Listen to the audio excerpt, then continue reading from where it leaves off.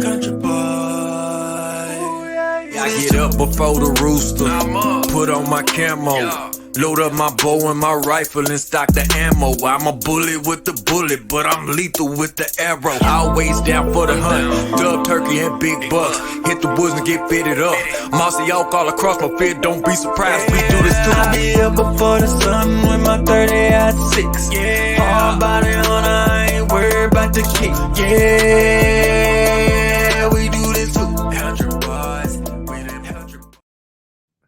What's up, guys? Welcome to another edition of the We Do This Too Outdoors podcast. I'm your host, Courtney Williamson.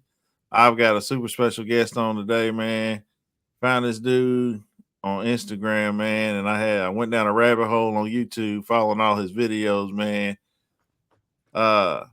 He is doing a whole lot of hunting, waterfowl wise, that a lot of black folks need to get into. That's all I'm gonna say, man. If you ain't never been duck hunting or waterfowl hunting, you need to go, man. And this dude and his crew are doing it big. Mr. HoodNeck, how you doing, sir? Man, I'm doing good. How you doing, man? Good, man. So, HoodNeck, explain that. Explain how that name came about. How it came about. So HoodNeck, something I always said, man, my whole life growing up. My daddy's side from Louisiana, Mississippi. My mama's side from Galveston, where I was born and raised. But HoodNeck, something I always just said, man, I grew up in the garden with my granny, growing fruits and vegetables and stuff like that, and shooting the coons and the squirrels with my grandpa with a little BB gun, a little pellet gun that he had. Grew up on Galveston's an island in Texas, so man, we fish more than anything by nature, man. We grew up, we anglers is what people call it now, but we fishermen by nature.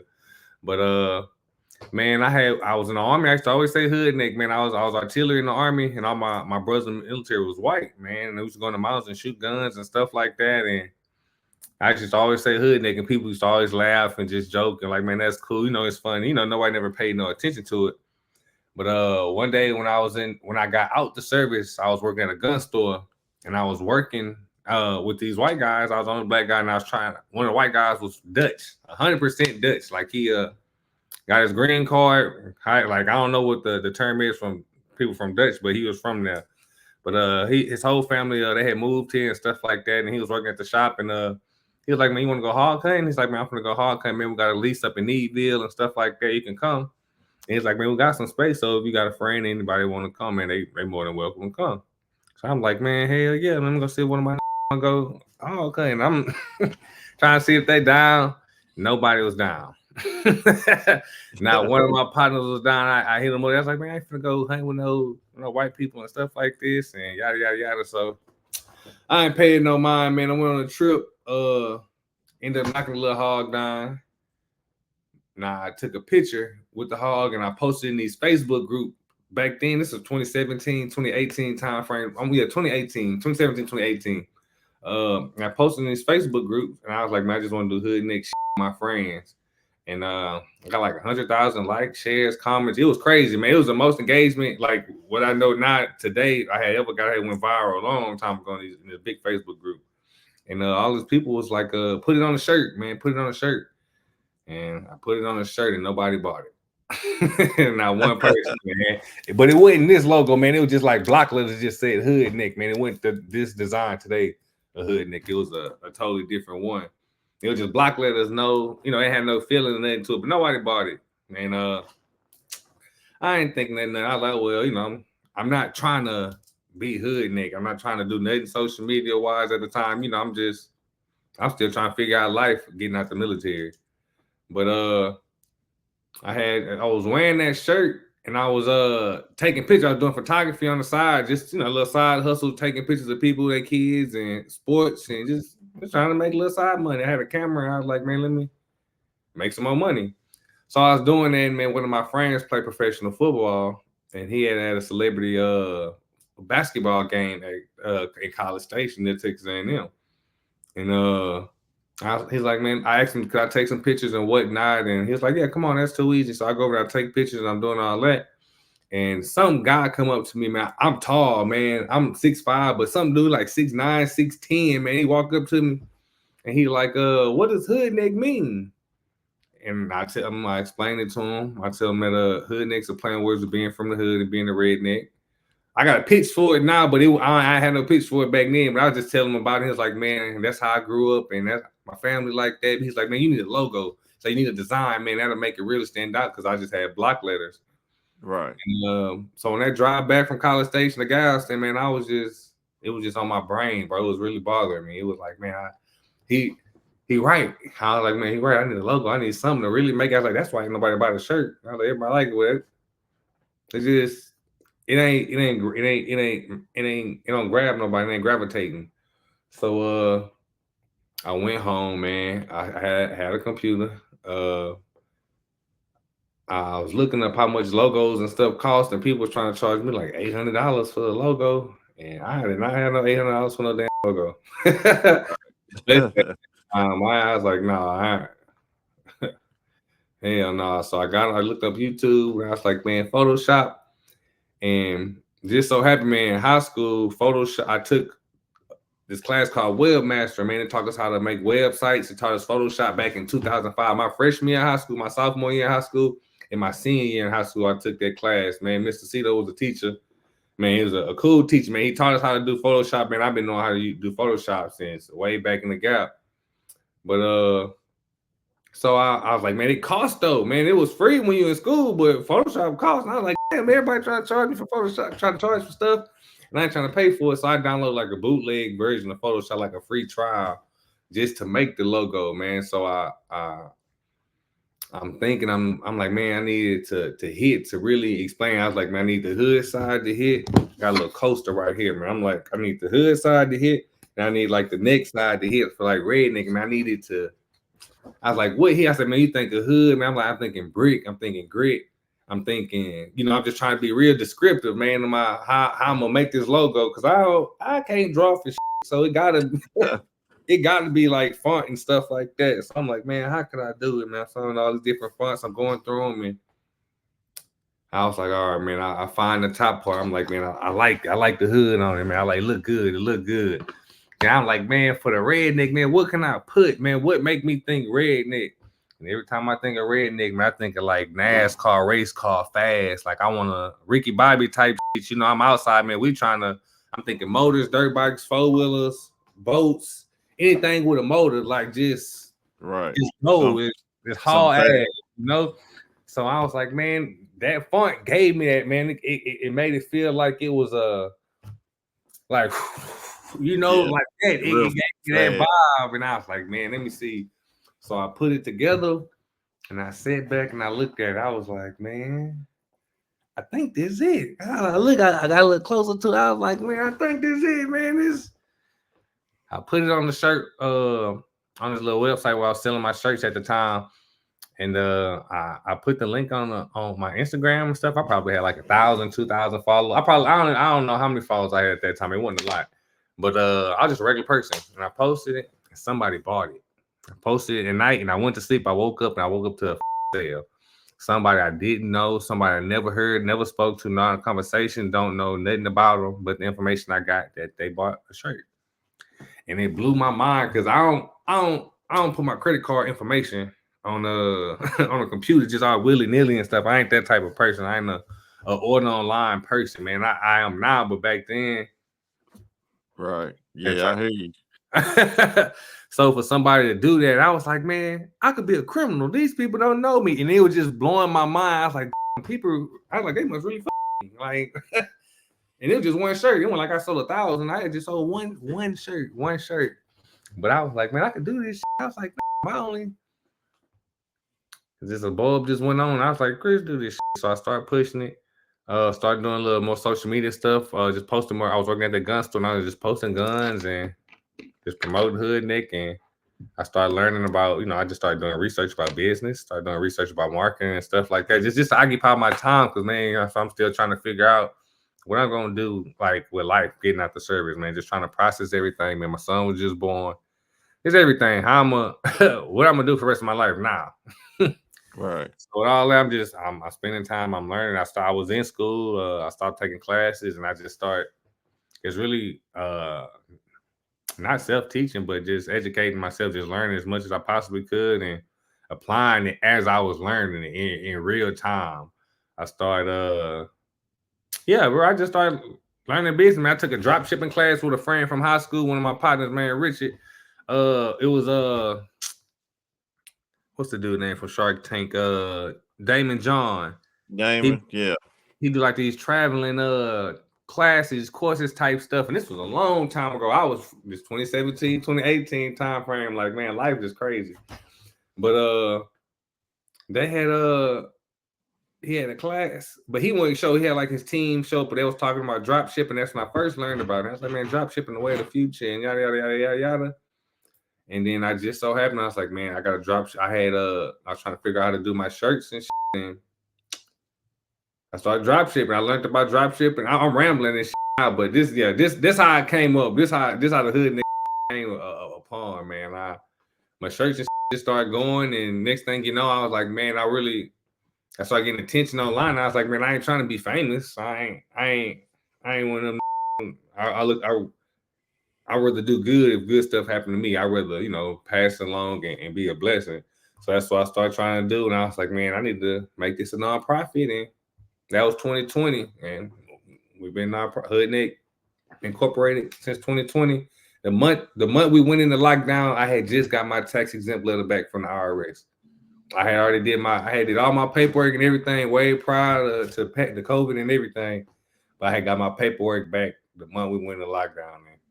That's what's up, man. Nonprofit since with HoodNeck. That's cool, man. That's a hell of a story, man. Well, for one, man, thank you for your service. Appreciate the support. I got my best friend. He's in the service, man. So I got a lot of respect for everybody out there in the service, man. But so Galveston, Texas, right there on that island. Yes, sir. It'll be a while. So how'd you get introduced to the outdoors, man? We grew up on the island, man. We surrounded by water. My uncle, my mom's brothers who raised me. He fished, grew up fishing. Him and my grandpa grew up fishing. All my grandfathers fished. My granny, my father's mother, she grew up. She was a woman with a green thumb. Loved to grow fruits and vegetables in the garden. Loved to bake like desserts and stuff like that, cakes and pies. And then her husband, my grandpa, he was the one who got me into he was the first person to be like, hey, let's shoot these coons and shoot these squirrels in your granny garden because they eating up her stuff. So that was my intro to it. Okay, that's what's up. That's a good story. I think everybody that I've talked to so far, man, has a similar story, man, of their grandfather, their dad, somebody when they was younger to kind of bring them up in the outdoors, and it just stuck with them, man. Mm-hmm. So growing up in Texas, man, it's in the South, man, because I'm right here in Kentucky, man. I think I was talking to Bubba about this the other day, man. Like, I guess it's where we're from as African Americans. We think we're the only people that do this around here in our area. But the more you go to different places, man, Louisiana and, Texas, Georgia, there's more of us. But we think, I guess, we're the only ones around us because that's how I grew up. Was that the same thing for you growing up? So it was to an extent. So Galveston today totally different from what it is, from what it was back then, man. I grew up in old Galveston, man, when it was 33% black, 33% white, and third Hispanic, but poor and black. So all our friends we saw well-off white, black, and brown people and poor white, black, and brown people. It was white people in the hood. It was a lot of Hispanics in the hood and stuff like that we grew up with. But the countryside, man, I knew they did it, but to an extent, man, like depending on where you come from, is just I felt like you did it differently. Like, man, we grew up on the island, like, man, we only fish. That's why I don't know nothing about, that's why I started hunting later, but like big game hunting. But it's just location. That's all it is, man. You don't know what you don't know. But once I got in the army and started moving around and seeing, I was like, oh man, all over here who enjoy doing the exact same stuff that I'm doing and not trying to do wrong, Right. Yeah. Because then here in Kentucky, man, I grew up hunting and fishing, but I talked to some boys you know, they live around Houston too. Well, they used to live around Houston. They moved back to Louisiana, but you know, y'all got salt water out there. You know, we're used to, you know, you were used to fishing freshwater here in Kentucky, man. So, you know, they was putting me up on game about, you know, salt water. And I'm putting them up on game about, you know, the freshwater. And they was like, man, we didn't deer hunt, because he's like, we're right here, you know, on the Gulf, man. And, you know, that's where we grew up. So I'm telling them about, you know, the deer hunting and stuff like that. I mean, it's just like you said, it's the location that you're in. I always knew we were out there, but I just never seen us on TV, man. Because I used to ask my dad all the time, man, like, why nobody like that, you know, why nobody look like us is on TV. He said, we out there, we just not getting the recognition. So I feel like some of these big name brands, man, out in the outdoor industry, man, they're missing out on a big side of the outdoor industry. So in your mind, how do we bridge some of those gaps with some of these companies and kind of get our name out there? Man, so we done work with a lot of big companies over the years and stuff like that and whatnot. But what it is, when they scared us. They don't know how to approach us. They don't know how to talk to us. They don't understand Black culture, Black community. Man, they don't understand a lot of stuff, man. Even I still battle with today, man. Like I said, man, this HoodNeck. Is everybody not from the hood, and I know that. It's a difference between I curse. I say I'm a I say that. That's a term of endearment, just how we talk, man. People don't understand that, but it's the difference between being a Black person and being a and I tell people that's all the time. It's just how we society has the stereotypes of society has bled over into our environments and stuff like that, man.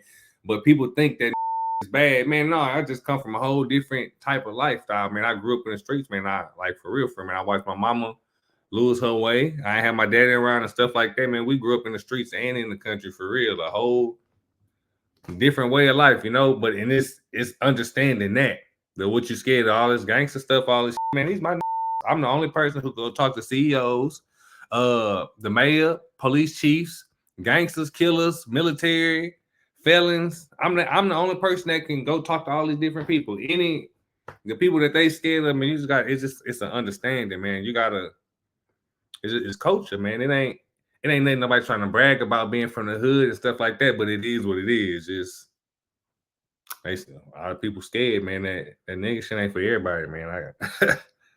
Right. It's just, we gotta be honest, man. Nobody want to be honest about it, but that's exactly what I feel like it is, man. Y'all like to watching and stuff on TV and stuff, but when it gets real life, I don't want to be nowhere near it.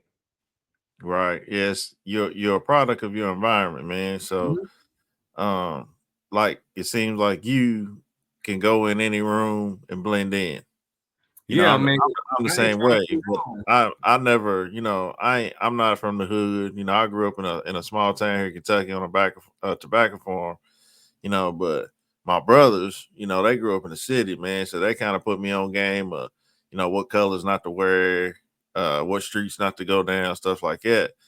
But and then vice versa, you know, I teach them, you know, what I do, man. I'm a hunter, I'm a fisherman, I'm a farmer, stuff like that, man. But I feel like it's the fear of the unknown, like you said, man. It's like they're so, you know, people are so used to a certain type of way of life, and then you get introduced to something that you know nothing about, so you're kind of leaning to one side or the other. You're kind of scared to take a chance on that person or that. That's exactly what it is, man. And you got in perception, man. Perception rules the world, man. Everybody got to understand that, man.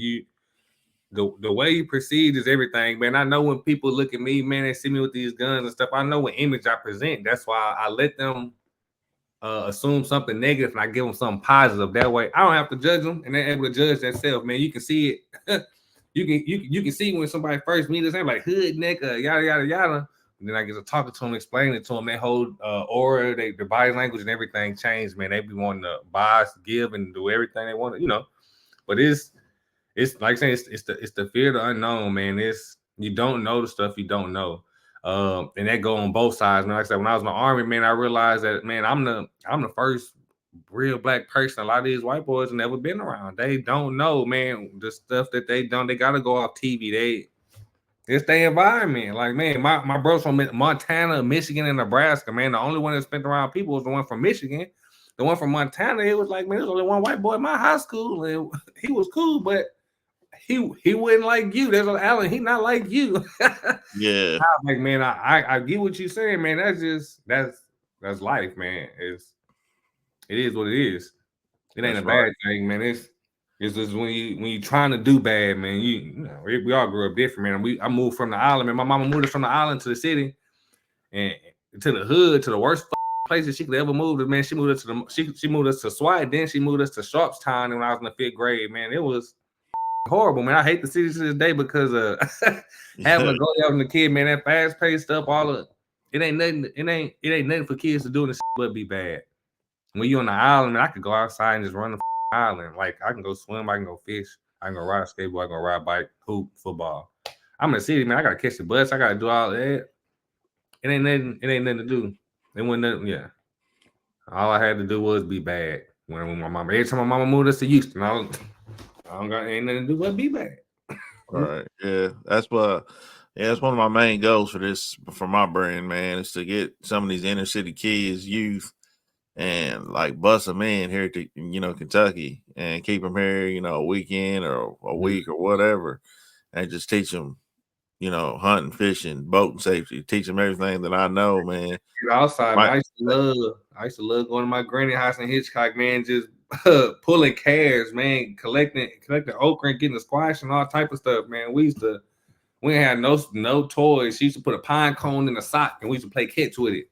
Like, I used to love time with my grandparents is outside. I used to love going fishing with my uncle. I used to beg my uncle to go fishing, man. My mama's mama, my uncle had told me he was gonna take me fishing one time, and then he didn't. He went to go hang with his friends, and my granny got on his ass and made him go take me fishing.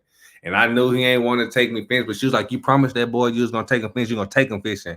And my uncle, every time after that, every time he told me, he never let me down again. Like, he made sure to, like, sometimes he'd be like, he like, "I'll take it," and he'd take it. He started staying true to his word from that, but it was still a good time. Like, he enjoyed it. We caught fish and everything. I love my uncle. My uncle raised me, so it's I fish. Yeah, I'm trying to get. He don't like boats and stuff now, but I'm trying to get him to go on a boat, trying to get a charter, take him fishing and stuff now. But I ain't big on water either. I do not like little rivers and stuff around here.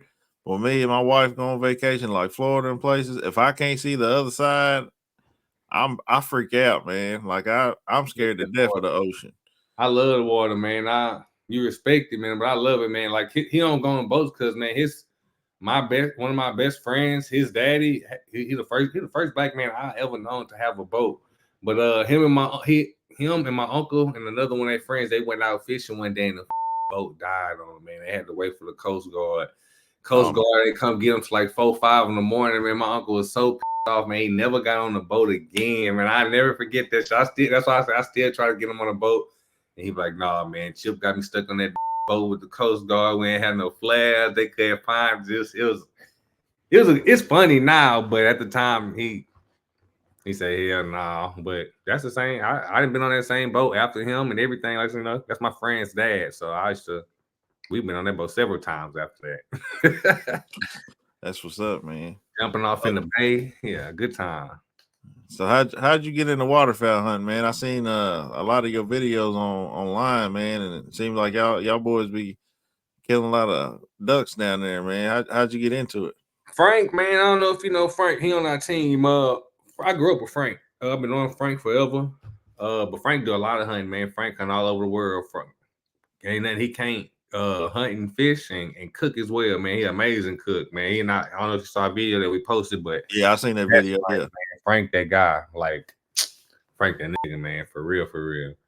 But Frank, man, I be seeing a bird. I was like, man, it just looked exciting to me. I was like, man, I just want to go hunt as many things. I'm grown, so can't nobody tell me I can't do something. So I was like, hey, right. I got the army. I'm doing this. That shit, man. I'm trying to go duck hunting, man. It's all cool, but man, look at some of these birds. Took me duck hunting, dropped my first bird, and it was a wrap. I've been hooked. Yeah. About 5-6 years ago, yeah, it's been a wrap. Yeah, I'm Look, right with man, you. it's like, yeah, you talk, yeah, shoot or shoot. That's what I like to say, man. Bird hunting, different type of hunting. Totally different type of hunting. You got a whole different axis. This ain't hog and deer. This everybody what we want. Yep. Yeah, I've been hunting waterfowl for about 3 years now, man. And first time I ever went, man, I think I told the story before, but man, my buddy Lance got me out there, and we in a swamp pretty much. We hunting flooded timber. I can't swim, so man, I'm sitting in the middle of this boat, and it's pitch black dark. We're going through cypress stumps and hitting stumps and going through all these trees. I'm scared to death. So he's like, "Hey man, we're gonna stop right here. Here's where we're gonna hunt." He said, "Y'all get off right here." I said, "What you mean get off?" He's like, "We're gonna stand in the water." I was like, "We standing in the water?" He's like, "Yeah, that's why I told you to get some waders." So man, I'm standing in water, waist deep. It's pitch black dark. I'm scared to death. I'm freezing. And I'm like, why am I out here? But man, soon as that daylight hit and it was shooting time and ducks started coming in, and I was like, all right, I get it. Your And heart, you start I've been warming up then, yeah. looked ever since, man.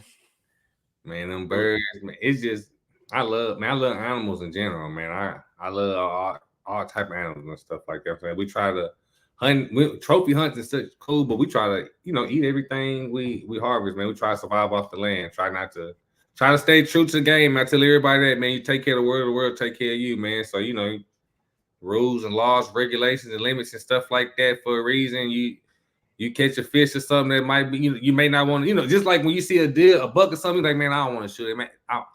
I'm gonna let him. I'm gonna let him sit. I'm gonna come back for his ass a couple years from now. Like just the game, the sportsmanship of it. Just being true to the game. We enjoy that, man. We get fish. Like, nah, we ain't. I'm gonna throw this one back. I know I'm gonna catch something bigger. Something bigger come along. We try to. That's just how I can't explain it no other way. But yeah, just being true to the game. That's what's up, man. You got any memorable hunts you want to share with us? Duck hunting? Hell, man, we hit that timber, man. You can. So I'll tell you about got witnesses from this last hunt. The tail season opening this year, man. I just got my longest bird kill. My two longest bird kills in one hunt. I seen that video. My worst hunt, the worst hunt I wouldn't probably been on. This is the worst teal season everybody had, man. That hurricane had pushed up a lot of fog, but I always keep you 3 shells on you, man. Whenever you're getting up, I don't care. Keep your 3 in your pocket. The birds coming. Whenever you leaving, just keep looking in the sky. Just take your time packing up, and some birds gonna come. And I was telling everybody that all day. I was like, man, watch this, man. Slow, don't give up. Had them in my pocket. Seen up, we packing up. Group by 7. Must look over. I missed the first one, and I hit him with the second one, but it was so far away. I was like, I seen a feather fall, but I was like, man, he ain't dropping.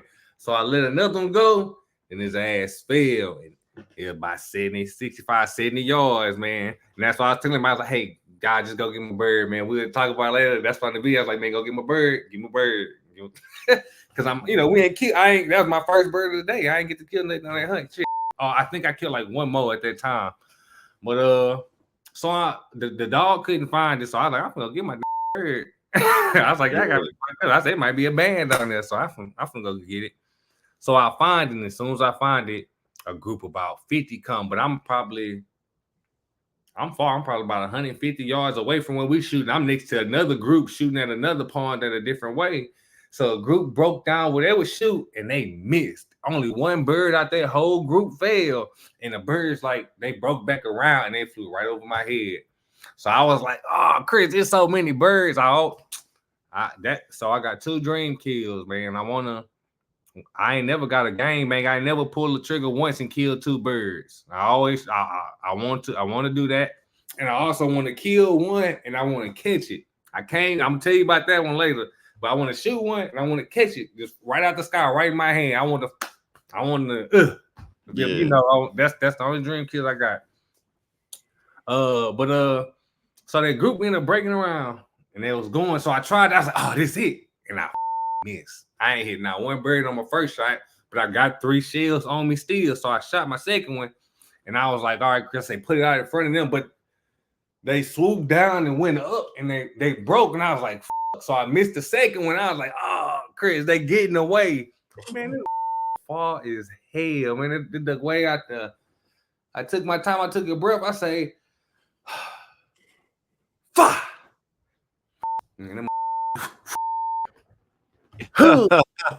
I said to y'all, everybody said that you can hear Bubba Ray and everybody that kill that bird. Everybody you can hear everybody over there talking. That's not I just do this. And I was like, hey, I told y'all, man, shoot a shoot. But that's probably the most memorable one. Them was and then I got one that Woody that's on our Facebook page, man. That Woody, man, that was a purity, man. It wasn't a temple. I'm sitting down. This was the first time this is probably about 3-4 years ago. This first time I used like the little mirror panels. Yeah. First time I ever used one of them. I'm just sitting behind one of the little ground chair. Man, when wood is break through, this is my first time hunting temples. Man, no, you know, they get through there. And I was like, oh shit. It came over like this, and I just reached over my shoulder. And I didn't think I hit him. My shot said boom. And then he hit the ground. I said, oh, kill it. It was a nice little over the shoulder kill, but it was just clutch. I wasn't expecting it. It was just a nice little quick, just But yeah, I was going to tell you about that hunt. But yeah, it was that same hunt, man. I had almost got my dream kill. I was talking about it just how I'm telling you. I was like, man, I want to kill one of these birds. I want it to fall right, and I want to catch it. Man, I shot one, and I'm not thinking, like, you know, once it's dead, I'm looking for the next bird, but I'm not looking at the trajectory. Man, that motherfucker come fall right next to me. Fall right next to me. I'm like, I can't believe I missed. I mean, I'm looking for the next bird, but this will come and just fell right next to me around the ground. That was that same hunt. That same hunt. That was Bubba Ray knows that. You can ask him, man. Anybody think I'm lying, man? I got grown folk witnesses, man. Yeah, trying to get everything on camera, man. No camera don't move quick enough sometimes, man. So I like to keep witnesses around. Yeah, Bubba Ray something else, man. How'd you get introduced to the Power Circle crew? From Frank, man. Frank hunted with them and stuff before. He knew him. Yeah, Frank be outside, man. So Frank know everybody in the area, really. And I just tell him what I was doing, you know, trying to tap in. Once he told me about what they was doing and stuff, I had looked them up and seen it. They, you know, they're a little older than us, but they still cool. Yeah, you know, we always around old people, so it ain't nothing new to us. But just hit them up, told Frank. Frank was like, man, they going on a hunt. Told me how much it is. I said, lock me in. We all went. That was it. We always do a few different hunts. It's over the years, dog. We don't hunt all the time, every time, but every season we try to get at least one together. Yeah. That's what's up, man. So how many? So I think Power Circle, I think they've got about 14 people in their crew, something like that. They got a nice squad. They all over the country and stuff with Power Circle. They're an older group, so they got dog trainers. They got a little bit of everything. Boat captains, this, that. Yeah, they got it. So how many's in your crew? It's just me, Mayberry, and Frank. Man, Mayberry is my director of agriculture. Man, he the one with the dreads and the face tats, man. He's smart as hell, man. With the grill. Yeah, man. He's super smart, man. You'll never know, man. You start talking to him and he'll blow your mind, man. And Frank, man. Frank is our director of field operations. So, you know, when we got in that field, man, it's time to work, man. It's just me, and I do most like just gun shit. Like, you know, maybe work garden, animals, you know, help out with stuff like that. Frank more hunting, fishing, harvest, you know. And I'm the gun. We all mesh with each other, you know. We all a team, but we everybody got a main focus type stuff, you know. Yeah, that's what's up, man. Yeah, that's cool, man. That and you're all brothers, man. That's what I love it.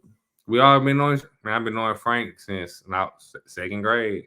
I've been knowing Frank since second grade. I've been knowing Mayberry best friend, and my best friends are blood brothers. Like the guy I was telling you about, Chip, the guy with the boat. Yeah.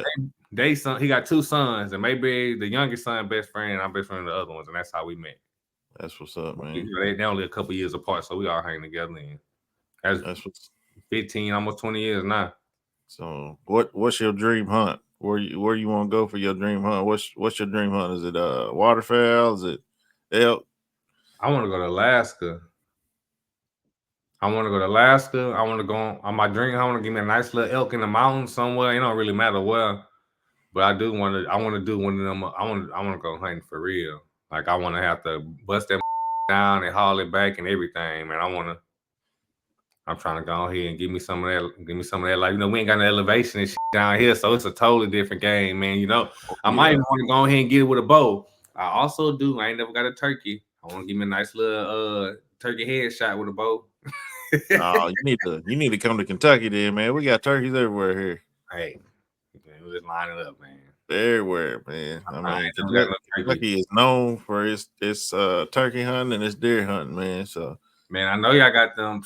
I know y'all got them deer out there. I'm down. Hey, man, we'll talk after this. I'm down. We trying to travel and stuff this year, man. We filming our YouTube series, Neck of the Hoods, man. So that's what that first episode was. So we traveling and hunting anywhere. It ain't got to be just ducks, man. So we shoot it all. We try to get on exotics and everything.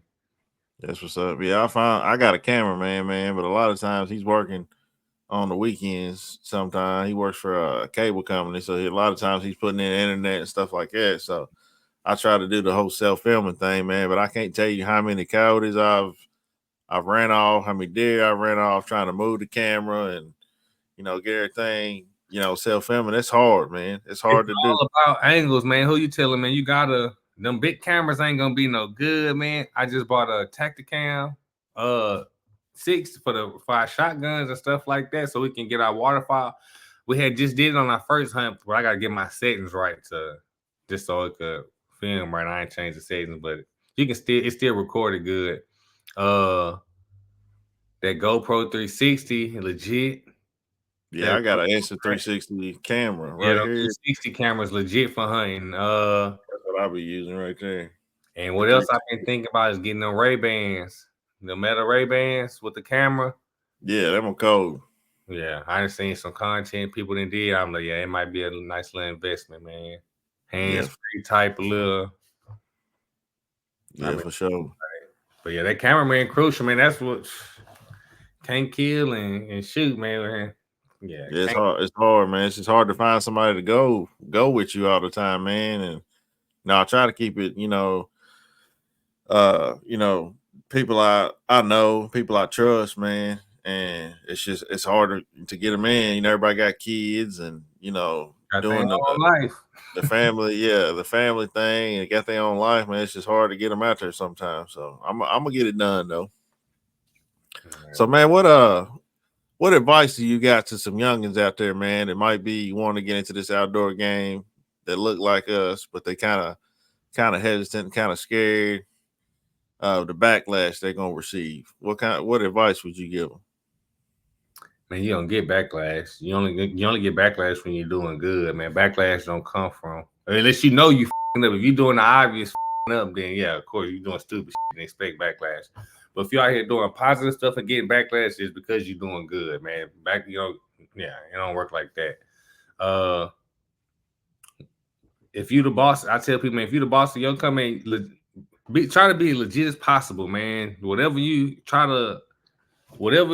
your end goal is for yourself, man, that's where you start from. Man. If you for HoodNeck, man, I hope to one day be able to compete with but be able to compete with Columbia, be able to compete with North Face on the outerwear, stuff like that, make hunting apparel, make outside like outerwear.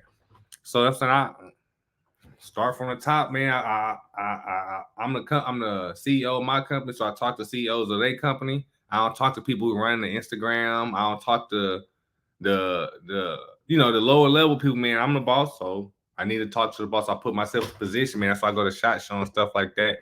Schedule these meetings and stuff. Be legit, man. That's why I say, like, man, try to be legit as possible, man.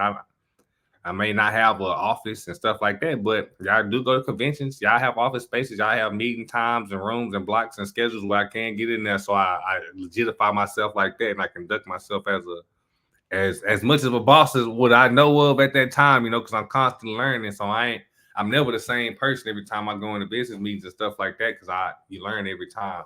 Yeah, you evolve. Yeah. And that's like, you got to be assertive. You got to be assertive if you black. I ain't even gonna. They scared of it. Absolutely. You got to be assertive. You got to. Understand perception, man. Perception is key. It's the most important thing in this world, man. Perception rules the world. People view you a certain way. It ain't nothing you can do about it, but you can use it to your advantage, man. Understand what power is too. Power is the ability to control your reaction. If you control your reaction, you control the outcome. So you perception and power, you understand that, then it's easy getting in this game. It ain't too many doing it because they doubting themselves. Don't doubt yourself. Anything that sound hard, do it. Only do hard shit. Like you always hear people say, man, that's the God's honest truth, man. It sounds crazy. I hear all the old advice people used to talk about this, like, man, sacrifice and this and that. Man, I quit that gun store and I told my lady I wasn't working for nobody else again. I'm gonna make HoodNeck work. And she was like, what the fuck are you gonna do? How you gonna like at the time, she's like, we just had a baby. Like, right. HoodNeck, like, just imagine somebody coming like, I know how crazy, I'm telling her, I know how crazy I sound to you right now. You're not wrong for feeling how you feel right. at all, but it's a sacrifice I gotta make to do this shit. I gave myself no other choice. You hear people like, man, I gave myself no other choice. I was like, man, I don't know what I'm gonna do if I don't do this. Like, but literally, it sounds crazy. Now I don't know if I'm gonna be homeless. I don't know what. I don't know what life's gonna take me. But I did it, and we still here today. Yes, what's up, man? Yeah, you gotta be true to yourself, man. And you gotta stay with it, man. You gotta keep grinding, man. Like no discouraging. You're gonna hear a million no. Like I said, the shit everybody tell you, man, you're gonna hear more no's, and yeah, man, that's the truth. Absolutely. That's look, fall in love with being told no. Cause like I say, man, you understand the power, man. I got told no because I gave them I said the wrong stuff, man. If I control my reaction, I control the outcome. If I learn how to say the word the right way, everybody's different, but you learn how to read the room and you get good at talking to people and pitching and stuff. You're like, man, I know you don't talk to everybody the same, talk to everybody differently, man. I get the outcome you want. What do I gotta say?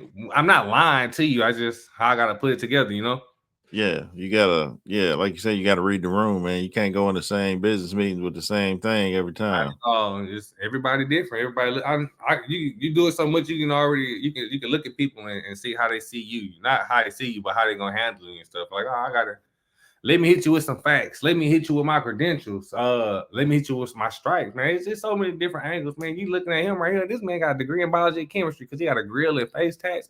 Man, smarter than you. What are you talking about? Y'all need a biologist. This is a biologist. This is what you talking.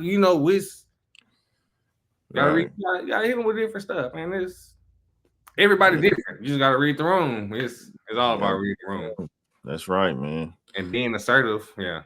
That's the blueprint. I tell everybody, everything I just told you, you just got to really do it, apply it to your situation. You can't do it how the next person doing, but make it work for you. Yes, what's up, man? So, man, I appreciate you coming on, man. I ain't trying to hold you too long, man. I know everybody got stuff to do, man. But I appreciate you. I'm definitely gonna have you back on, man. I'm probably gonna have you, and I'm gonna try to get your boy Frank. And what you say your boy's name, the biologist was? Mayberry, yeah. I'd like to get real last name. Mayberry. Yeah. And Andy Griffith. That's funny. Yeah. We're gonna have to get both of them on, man, and kind of complete the whole HoodNeck circle, man. But how can people get a hold of you, man, if they want to follow you on social medias or whatever? Man, so if you want to follow us, so HoodNeck TV on YouTube, on Instagram, we're HoodNeck _ at the end, so HoodNeck _ our website is hoodneck.org. Man, we're gonna get a raffle going on. We raffle off guns and stuff like that all the time, man. Raffle off guns, suppressors. We got I do the I would like to say I do the best raffles in the game, man. I ain't trying to hate on nobody, but I feel like I got the best raffles in the game. But I'm gonna raffle off a Stag and 6.5 Creedmoor. Raffle off some staccatos later this year. Raffled off the suppressor before. Raffled off the Henry Big. I got the raffles, man. We be on them. Yeah, we got some plenty of raffles. Man. I done raffled off shotguns every. I said it's hunting season, so it's gonna be hunting stuff getting raffled off. So yeah, I'm gonna check it out, man. I'm always down for some raffles. HoodNeck.org, man. It's our website, man. That'll keep y'all updated on everything, man. And HoodNeck on Facebook too. So that's what's up, man. Well, man, I appreciate you getting on, man. That's a wrap, ladies and gentlemen. So, man, this will be out everywhere that you get your podcast. Make sure you follow HoodNeck. Make sure you follow me on We Do This Too Outdoors on all social media platforms. Give me a like, give me a comment, give me a review. And big game, small game, all game. We do this too. yes, sir.